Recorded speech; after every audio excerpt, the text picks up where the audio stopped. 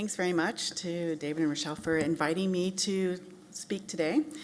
I'm going to tell you a little bit about kind of a crazy project that we ended up working on. Sorry, I'm not sure where to point this to get it to go forward. Well, okay, good. All right, so this crowd is well aware that all organisms have to make decisions constantly. So we decide what quality of food to eat, who to mate with, and when we encounter pathogens, all organisms have to decide what they're going to do with and how to respond. And additionally, we learn and remember information. So all kinds of levels of survival require taking in this information, adapting to it, and communicating it. And then for many organisms, when they have young, they teach information to their progeny. So we're a little bit interested in this because we work with an organism that, as far as we know, doesn't take care of its progeny. So that leaves us a bunch of questions. For example, can learned information be passed from one generation to the next in such an organism? If it can, then what's the nature of that signal? Whoops, I'm sorry. And can they pass information between individuals? So that's horizontal transfer, so we're going to get into that. And then can we understand the molecular basis of these problems? So I'm going to tell you about C. elegans. My lab's worked with C. elegans for a long time for other questions, but all you need to know about this organism for the purpose of this talk is that an adult gives rise to about 300 progeny, and they go from an egg to an adult in only 3 days. So you can go look at generations very rapidly. And of course, they have a very simple body plan. They only have 5 major tissues and 959 cells. They're genetically tractable. And they actually have a remarkable level of genetic conservation with higher organisms. And what's really important is they have a rich set of behaviors, probably more richer than most people in this audience are aware of. So I'll try to tell you a bit about that. Now, before I tell you about the transgenerational inheritance work, I put in this slide because it's actually what most of my lab has worked on for the past 15 years, but I'm not going to talk about this. But you should know that C. elegans actually can carry out associative learning, short-term memory, and long-term memory. And the way that we do these experiments is that we take well-fed worms, we starve them for a little while, and then we feed them again while they're smelling a neutral odorant. Okay, so then they can make this association between the odorant and food. And then we test them just by putting them on a plate and putting a spot of a control versus this odor, and we can ask, do they travel to the odor? Okay, so that tells us they've learned that association, and they actually forget that within within a few hours. And I'm not going to go through all the work that we did to show this is truly short-term memory, but they can also have long-term memory. So if you train them many times, it's space training, then it turns on a different process, completely different. It involves transcription and translation, and it's Krebs dependent. And we went on to identify all the downstream targets of this and then test many of them to show what you need for a worm to carry out long-term memory. And again, remarkably, a lot of those are conserved with even humans. All right, so I'm not going to talk about that work, but I want you to be aware of it because sometimes people think that the next thing I'm going to tell you about is the only type of memory that worms have, and that's not true. Okay, so just to step back. So worms, they don't just live in the lab. They live in, basically a bacterial-rich environment. They're mostly found in compost heaps and rotting fruit. And in those environments, they're exposed to many different types of bacteria. And what's cool about it for the purpose of what I tell you about is about 30% of those are different Pseudomonas species. And the reason that's important is because they encounter Pseudomonas that are both a great food source and others that can be detrimental, that can kill them. And we think that for the large part, they can't tell the difference. They might smell the same to the animals, okay? And when I say it's detrimental, this is what I'm talking about. So worms normally live about 2 to 3 weeks, but within 24 hours of an adult being on this Pseudomonas PA14, which by the way is a human clinical isolate, so it's important for the later parts of my talk.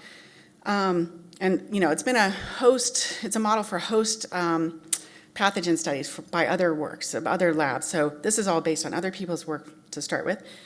So it's been really well studied that the worms get really sick and within a few hours they'll die. So this is really bad for them, okay? But the crazy thing is they love the smell of Pseudomonas. So if you raise them on, so OP50, that's a control E. coli. Okay, that's a normal lab food. So if you raise worms on E. coli and they've never seen PA14 before, they all love it. They travel to it thinking they're going to get a good food source. So it's absolutely the wrong decision. So I'm going to show you a lot of these choice indices. Down means they've chosen Pseudomonas. But, and this was shown actually originally back in 2005 by Corey Bargman's lab. In their case, they only did it for 4 hours. We do all our stuff for 24 hours, and there's actually a key difference.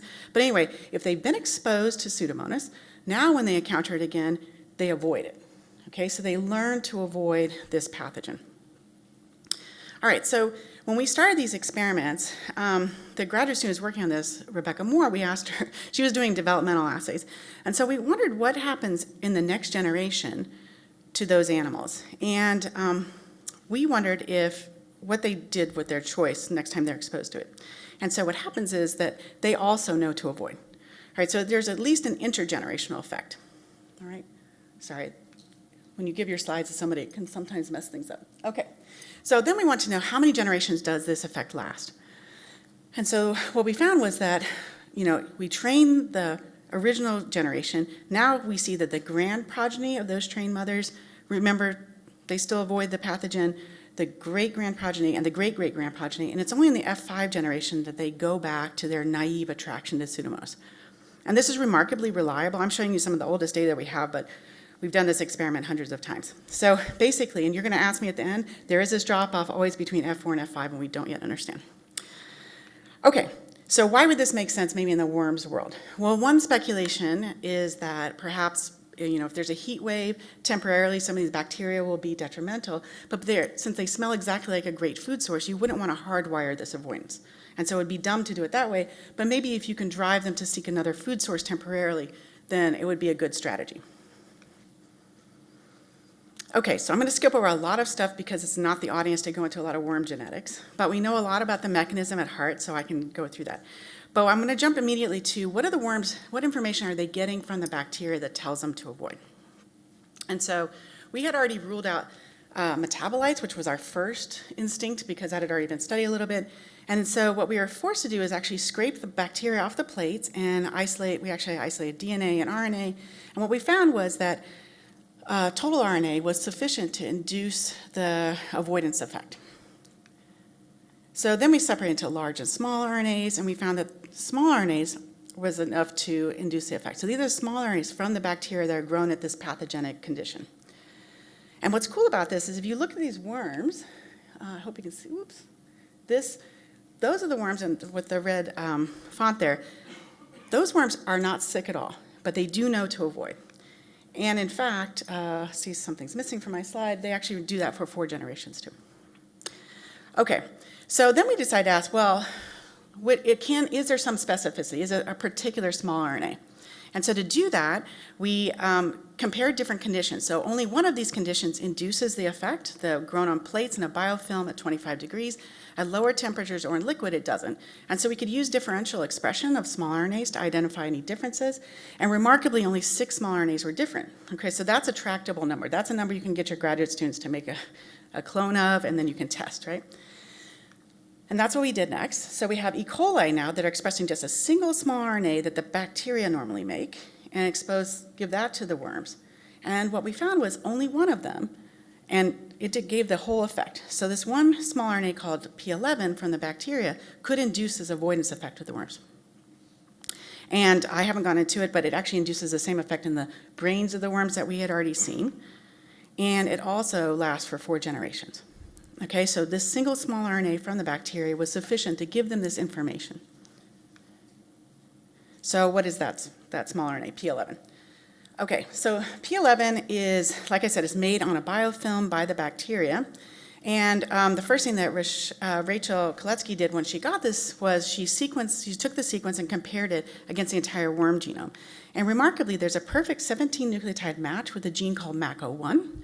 And MACO1 is a neuronal gene that had already been studied, and we already knew that it plays a role in chemotaxis and synaptic effects. And it's expressed in that same neuron that I just showed you where we also see some important changes. And when we look back at data where we had exposed worms to Pseudomonas, we see that there's downregulation of the expression of this particular gene, which I won't say that we know the mechanism of this, we're still trying to understand it, but it does fit with our intuition. There's some RNAi-like effect between matching up of this small RNAi and the expression of this MACO1. Okay. Okay, so I'm going to just put this all together into a pretty straightforward model. So we know that the worms eat the bacteria, and the bacteria are making small RNAs, and in particular making this P11. And we know that it starts in the intestine and gets processed by Dicer. It gets transmitted to the germline. And in the germline, we don't quite understand what's going on yet. We have a lot of models for what's happening, but we do know that there's a signal that goes from the germline to the neurons, and it even happens in the mother. And at the neurons, it must downregulate the expression of this MAC01 gene, which then switches the worm's behavior from being attracted to the Pseudomonas to avoiding. All right, so I'm just going to wrap up this part of the talk by saying, in this case, what we found is there's actually transkingdom signaling. It's being used in a different way than transkingdom signaling that has been described, for example, with bacteria and plants. In this case, the worms are actually using the information from the bacteria to make a choice about what they do next. And so, just speculation, we're proposing this as a quasi-adaptive immune system because it's not hardwired, it's not the immune system, it's using information they've taken from their environment to make a choice about what they should do. And P11 for them is basically a biomarker of future pathogenesis. I just want to stress that we've now gone through, we're about to publish a lot of this work, but this is not just a weird clinical isolate of Pseudomonas kind of issue. We have found that there are natural isolates of bacteria from the worm's microbiome that do the exact same thing. So this is a strain it's actually called Pseudomonas varanovensis. It makes the worms sick, it kills them, but the worms like it to start with, and they can be trained to avoid it, either on a lawn or with the small RNAs. So that all seems to work the same way. And it lasts for 4 generations as well. And we recently discovered what the target is. So the small RNA that varanovensis has, it doesn't have anything that looks like P11. Instead, it has a totally different small RNA. We're calling it PV1 that is also in an intergenic region. And what's amazing is it hits a different part of the same gene, MAC01. So we can see that if we train just on that small RNA PV1, it induces the same effects. And if we disrupt that, there's a perfect 16 nucleotide region. If we disrupt that, we lose the effect. So it's all very well conserved with natural bacteria. We went on to do the same thing with natural isolates of worms. We can see there's this wild strain called JU1580 that does all the same things I've already described with PA14 and with the small RNAs and with P11. And it also lasts for 4 generations. And it also does the same thing with the wild bacteria. So if you have wild worms with the wild bacteria, we see all the same things. So I know this is like kind of beating a dead horse, but I just want to stress that this is not just something we like cooked up in the lab. It seems to actually be working by reading things that, the worms can read what's in the natural environment and really respond to it. Okay, so now I'm going to get to the kind of most fun part of this story, but we needed all the background to understand what we're doing here. All right, so I think next we're going to actually hear more about this, so I won't go into my standard slide here. But we kind of knew about this before we started the experiment, so a little bit inspired it. So I'm not going to go through it. All right, so the basic question is, are these memories, with this learned information that the worms have, is it transferable? Okay, and so the way we did this experiment was we trained the worms on that P11 small RNA, so they've never seen real bacteria. Then we take the grand progeny, the F2, and we grind them up, and we squirt that lysate onto naive worms. Okay? And then we ask, does this induce this learned avoidance, this avoidance effect? And it does. Okay, so there's something in the F2 animals that gives them that information. Okay, so I was excited about this, and I was kind of surprised that it went even further. Okay, so that was exciting, but we could also do a very simple experiment, just density ultracentrifugation, and we could see that the heaviest fraction, fraction 6, contained all that information as well, because we could just squirt that onto the worms and we got the effects. And again, it lasted for as many generations, of 4 generations. Okay, so there's something in that heavy fraction. So then we did EM on that fraction just to see what it looked like, and we could see that the viral-like particles, which is not that surprising in the, something you get from lysate, so I didn't want to make a big deal about that. But we did want to ask, what's the origin? What could be the origin of these VLPs? And so looking back in the literature, Jim Priest's lab, so they had published a very nice paper several years before where they looked at these Ti3 gypsy retrotransposons that are expressed in C. elegans, and only one of them, called SIR1, makes viral-like particles, and they're just, the germlines of the animals are actually just filled with this. And we verified that in our own studies. So we just want to ask, is this particular one, SIR1, retrotransposon, required for all the behavior I've been telling you about? Okay, so what we've done here is we've done 2 different knockdowns. We have one in the mutant and RNAi to get rid of SIR1. And what we see is in all cases, it totally wipes out the behavior. So SIR1 is definitely required for this behavior. This is just to verify. We went back and did immunogold staining to show that actually the VLPs that we are looking at are in fact SIR1, and when we isolate just the VLPs, we can get the same effect, okay? Okay, so this, for sure, this means that SIR1 is required for this memory induction. So I was excited about this because it really was just like, other than like this lucky fact that Jim Priest had published this, we didn't have a good way to screen for this. It's not an easily screenable kind of project. This is just more recent data showing that we have several more of those other bacteria I told you about. It works the same way, and SIR1 is definitely required for it as well. In fact, in one case, it's required even for the mother generation, which is super cool. Okay, so we got SIR1, this viral-like protein that seems to be required for it, but what is going on here?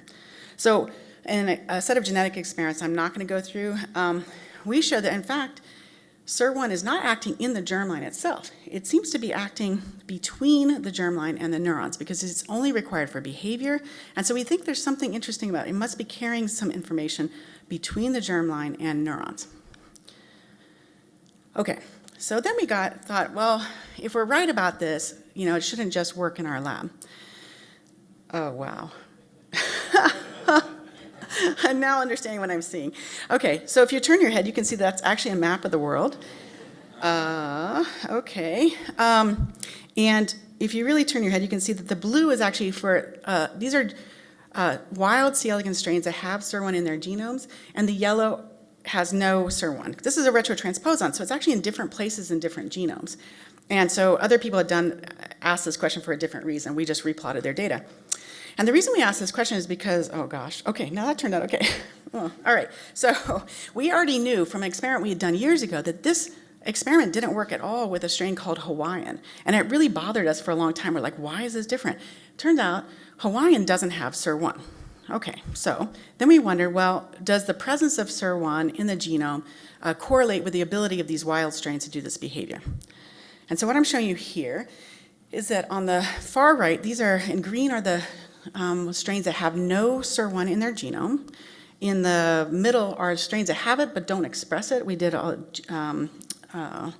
we looked for the expression of the SIR1, and then on the left are ones that have it and express it well.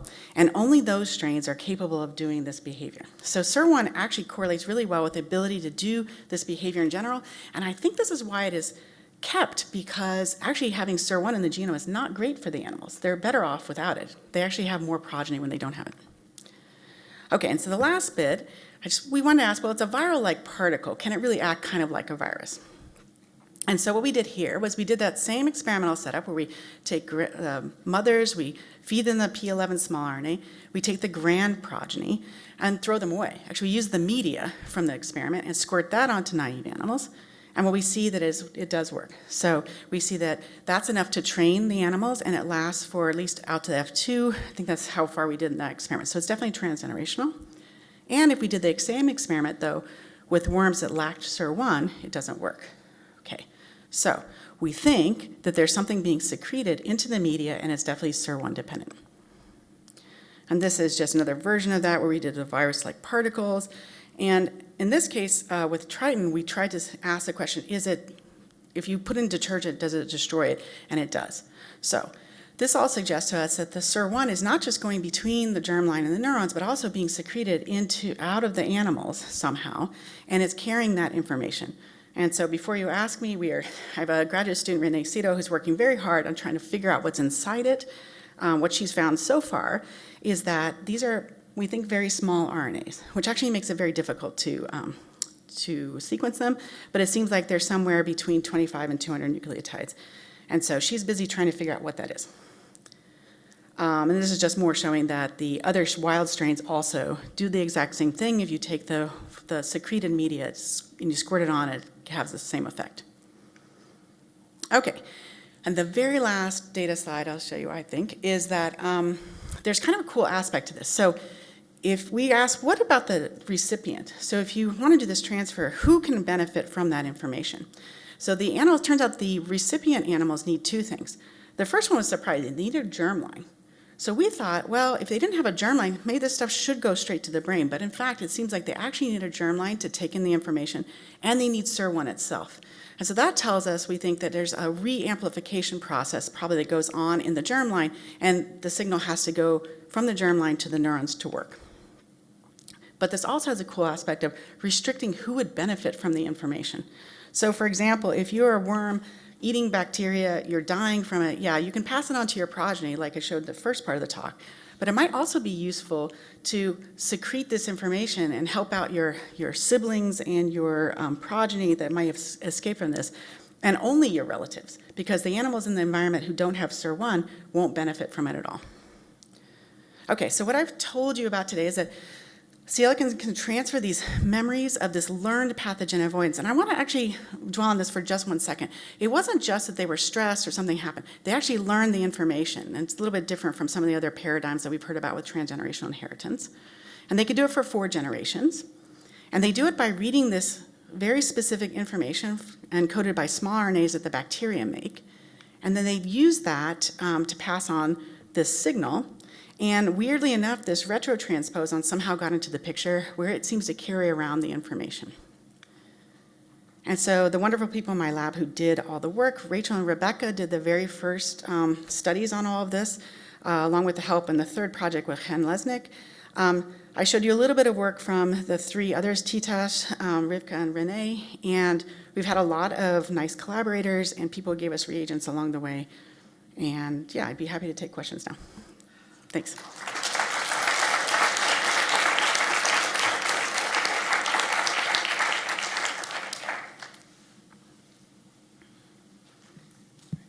That was an amazing talk.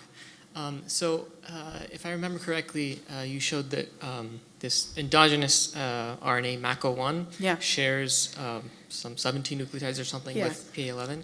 How do we think that happened? Is it has to be first the bacteria had the PA11 and then reconstructing evolution is tough, right? But I think there were some worms that got lucky. So MACO1 is absolutely required for the worms to carry out synaptic function. I will say it's not the magic ingredient, because one of the projects we are working on, we discovered that a different bacteria must hit a different gene, has no homology anywhere in its entire genome to MACO1. So what I'm hoping is if we screen enough bacteria and find out what the small RNA are that transfer the information, we might hit every gene required in the pathway. You see what I mean? Yeah, but you're saying that MACO1 itself, that 17 nucleotide sequence itself, has a role independent of the bacteria, and it just happens Okay, so MACO1, the gene, has a role. It's involved in basically expressing the right neurons, and it's required for a lot of functions like chemotaxis and synaptic transmission. But weirdly, it's an ER resident protein, so we don't think it's like some magic thing. What I'm imagining is that if you have enough bacteria, they all make small RNAs for their own purposes, metabolism and everything else that they do. So if you have a pathogen and it has something, and then if there's something that matches up with a gene anywhere that's required for that whole process of avoidance and switching from attraction to avoidance, if it knocks it down, then you'll get a switch in that neuron to avoidance. So. But we only have an N of 3 bacteria to build this model from, so we'll have to see what happens in the years to come. David. Coleen, really lovely.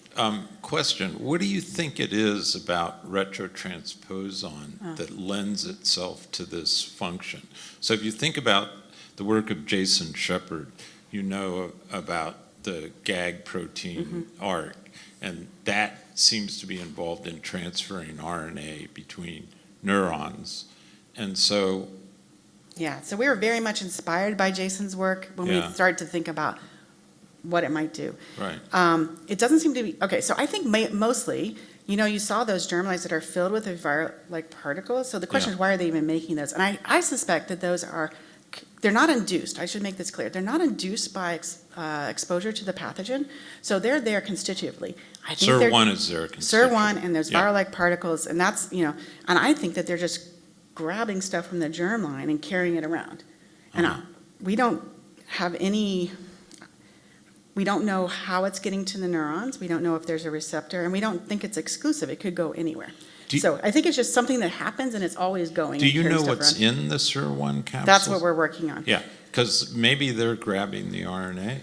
Well, we don't think it's grabbing, okay, yeah, we think it's probably grabbing small RNAs, because Yeah, that seems to be right. what's really prevalent in there. So, you know, it's getting, of course, it's getting sequenced now, right? So, but if we're lucky, it would contain something that contains that, something akin to that 17 nucleotide bit that then could get to the neurons, where you could imagine an RNAi-like process happening in the neurons that would knock down MACO1. Yeah. But hopefully we'll have a better answer for that in a month or two.